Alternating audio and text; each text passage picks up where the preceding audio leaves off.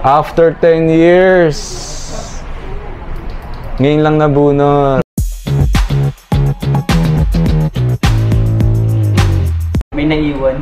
Nagulat ako. Hindi niya binunot. Ano yung ano? Naputol kumbaga. Oo, putol. Baka mas mahirap ng bunutin kasi putol na. Hindi ko po alam. Sabi niya okay na yan. Okay. Pagtingin ko naman sa ano, hindi naman nasakit, okay lang. Oo. Hindi, ako lang nang ano yan. Oo. Dok yung mga nakarang araw. Sumasakit na siya. Oo naman. Buti hindi namagayan. Hindi. Namaga po. Noon. Oo, noon po namaga po. Kaya nga po natakot ako baka maga ulit. Kaya po yung mga bacteria. Yan si Kuya Daryl, oh, nagpabunot siya ng ngipin sa front tooth. 10 years ago, nagpabunot siya. Tapos naputol daw yung ngipin.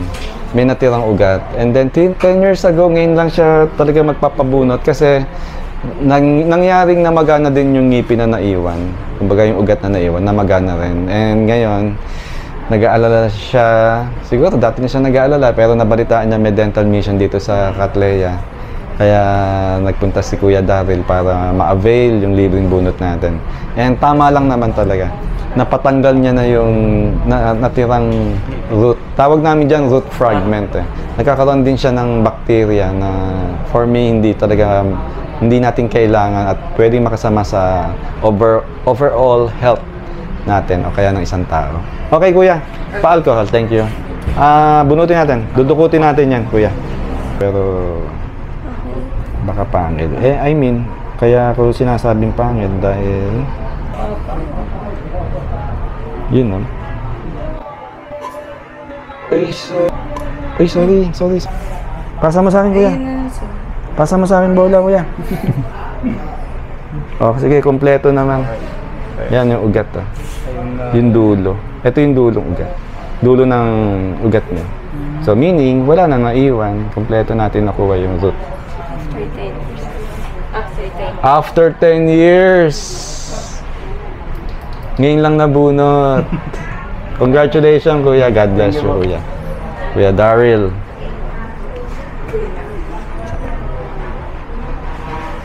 Ito, may ano siya. May tartar. 10 years, ah.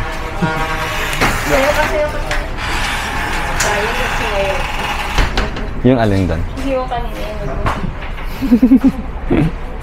Hindi ko na dinig eh. Oo, okay. Sige, Kuya Daryl, mag-ano ka, hingi ka ng reseta dito, ha? Sila Mami Darnila. Ito, okay naman to. Okay lang to.